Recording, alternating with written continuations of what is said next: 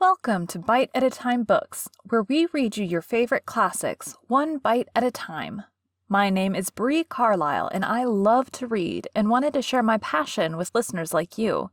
Today we will be continuing The Secret Garden by Frances Hodgson Burnett. Chapter 12.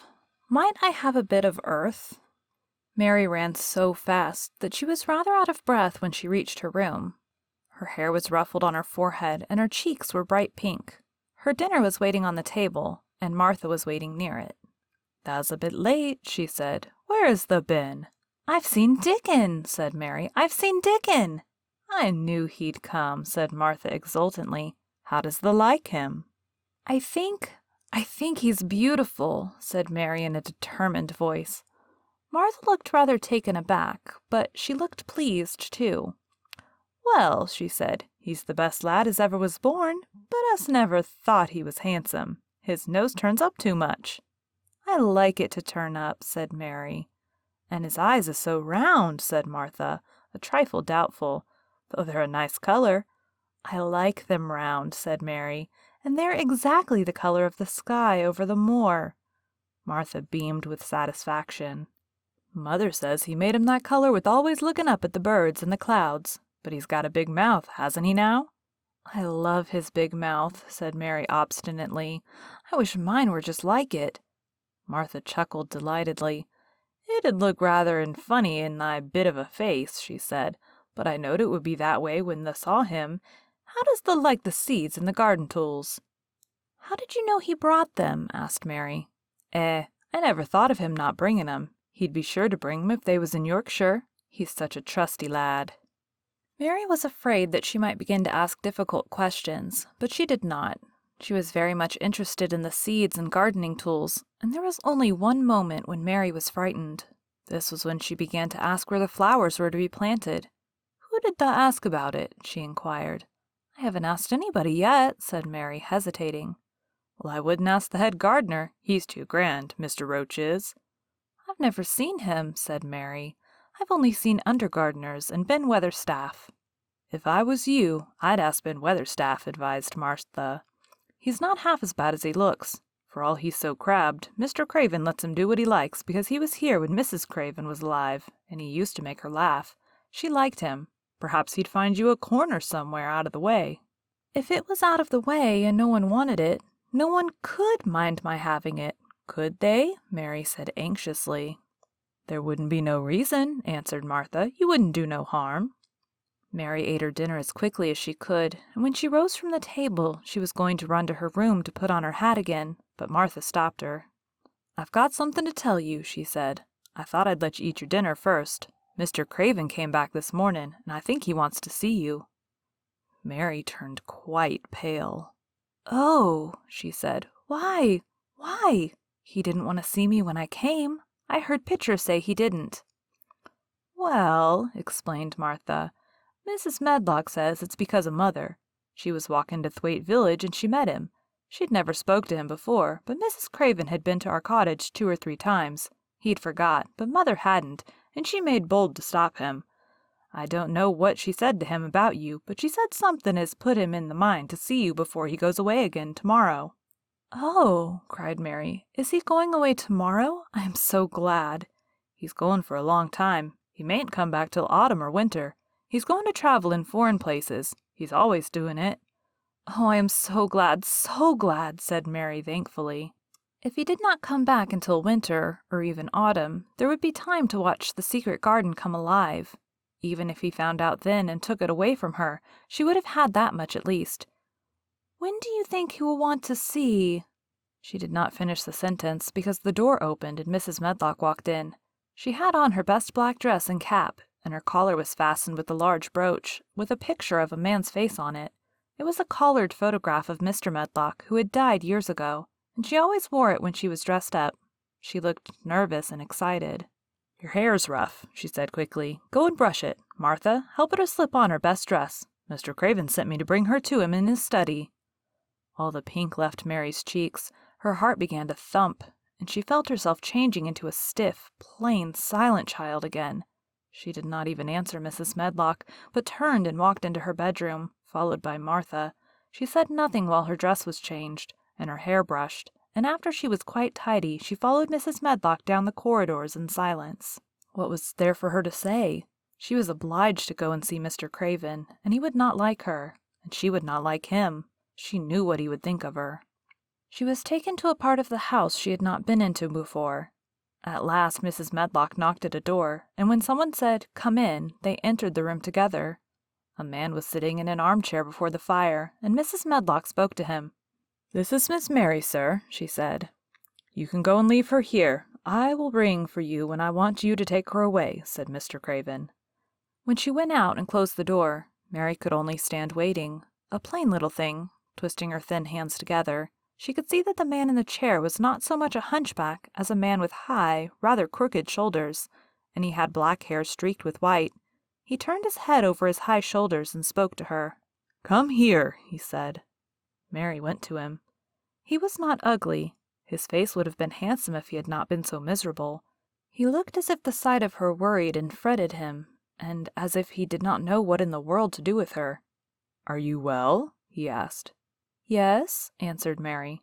"Do they take good care of you?" "Yes." He rubbed his forehead fretfully as he looked her over. "You are very thin," he said. "I am getting fatter," Mary answered in what she knew was her stiffest way.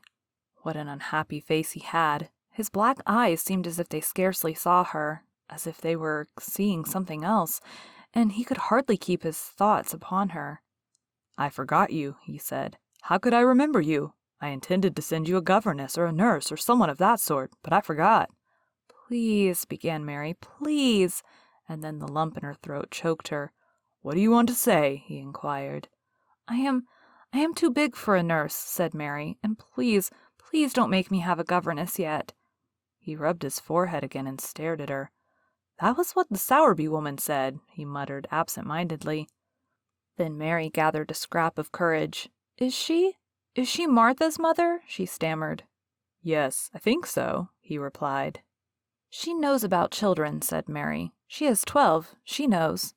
He seemed to rouse himself. "What do you want to do?" "I want to play out of doors," Mary answered, hoping that her voice did not tremble. "I never liked it in India. It makes me hungry here, and I'm getting fatter." He was watching her. "Mrs. Sowerby said it would do you good. Perhaps it will," he said. "She thought you had better get stronger before you had a governess." "It makes me feel strong when I play and the wind comes over the moor," argued Mary. "Where do you play?" he asked next. "Everywhere," gasped Mary. "Martha's mother sent me a skipping rope. I skip and run, and I look about to see if things are beginning to stick up out of the earth. I don't do any harm." "Don't look so frightened," he said in a worried voice. "You could not do any harm. A child like you may do what you like." Mary put her hand up to her throat because she was afraid he might see the excited lump which she felt jump into it. She came a step nearer to him. "May I?" she said tremulously. Her anxious little face seemed to worry him more than ever. "Don't look so frightened," he exclaimed. "Of course you may. I am your guardian, though I am a poor one for any child. I cannot give you your time or attention. I am too ill and wretched and distracted, but I wish you to be happy and comfortable. I don't know anything about children, but Mrs. Medlock is to see that you have all you need. I sent for you today because Mrs. Sowerby said I ought to see you. Her daughter had talked about you. She thought you needed fresh air and freedom and running about." "She knows all about children," Mary said again, in spite of herself. "She ought to," said Mr. Craven. "I thought her rather bold to stop me on the moor, but she said Mrs. Craven had been kind to her." It seemed hard for him to speak of his dead wife's name. "She is a respectable woman. Now I have seen you, I think she said sensible things. Play out of doors as much as you like. It's a big place, and you may go where you like and amuse yourself as you like. Is there anything you want?" As if a sudden thought had struck him. "Do you want toys, books, dolls?" "Might I?" quavered Mary. "Might I have a bit of earth?" In her eagerness, she did not realize how queer the words would sound, and that they were not the ones she had meant to say. Mr. Craven looked quite startled. "Earth?" he repeated. "What do you mean?" "To plant seeds in, to make things grow, to see them come alive," Mary faltered. He gazed at her a moment and then passed his hand quickly over his eyes. "Do you care about gardens so much?" he said slowly.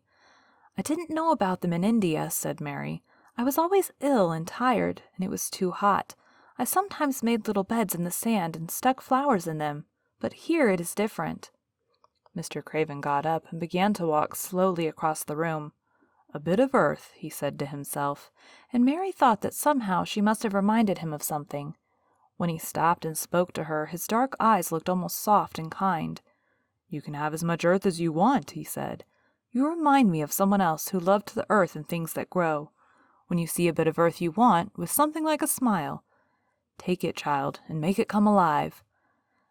"May I take it from anywhere, if it's not wanted?" "Anywhere," he answered. "There, you must go now. I am tired." He touched the bell to call Mrs. Medlock. "Goodbye. I shall be away all summer." Mrs. Medlock came so quickly that Mary thought she must have been waiting in the corridor. "Mrs. Medlock," Mr. Craven said to her, "now I have seen the child. I understand what Mrs. Sowerby meant. She must be less delicate before she begins lessons. Give her simple, healthy food. Let her run wild in the garden. Don't look after her too much. She needs liberty and fresh air, and romping about. Mrs. Sowerby is to come and see her now and then, and she may sometimes go to the cottage." Mrs. Medlock looked pleased. She was relieved to hear that she need not "look after" Mary too much. She had felt her a tiresome charge, and had indeed seen as little of her as she dared. In addition to this, she was fond of Martha's mother. "Thank you, sir," she said. "Susan Sowerby and me went to school together, and she's as sensible and good-hearted a woman as you'd find in a day's walk. I never had any children myself, and she's had 12, and there never was healthier or better ones. Miss Mary can get no harm from them. I'd always take Susan Sowerby's advice about children myself. She's what you might call healthy-minded, if you understand me." "I understand," Mr. Craven answered. "Take Miss Mary away now, and send Pitcher to me." When Mrs. Medlock left her at the end of her own corridor, Mary flew back to her room. She found Martha waiting there. Martha had, in fact, hurried back after she had removed the dinner service. "I can have my garden!" cried Mary. "I may have it where I like. I'm not going to have a governess for a long time. Your mother's coming to see me, and I may go to your cottage. He says a little girl like me could not do any harm, and I may do what I like anywhere." "Eh?" said Martha delightedly. "That was nice of him, wasn't it?"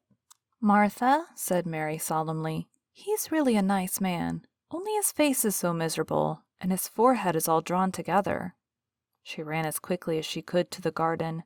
She had been away so much longer than she had thought she should, and she knew Dickon would have to set out early on his 5-mile walk. When she slipped through the door under the ivy, she saw he was not working where she had left him. The gardening tools were laid together under a tree. She ran to them, looking all round the place, but there was no Dickon to be seen. He had gone away, and the secret garden was empty, except for the robin who had just flown across the wall and sat on a standard rosebush watching her. "He's gone," she said woefully. "Oh, was he only a wood fairy?" Something white fastened to the standard rosebush caught her eye. It was a piece of paper.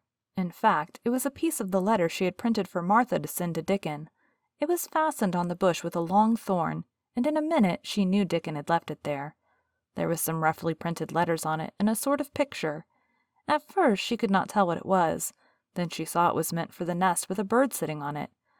Underneath were the printed letters, and they said, "I will come back." Thank you for joining Bite at a Time Books today, while we read a bite of one of your favorite classics. If you enjoyed today's bite, please drop us a review on your favorite podcast platform. Also, be sure to check us on our website, www.biteatatimebooks.com, or all the social media at Bite at a Time Books. Again, my name is Bree Carlile, and I hope you come back tomorrow while we take the next bite of The Secret Garden.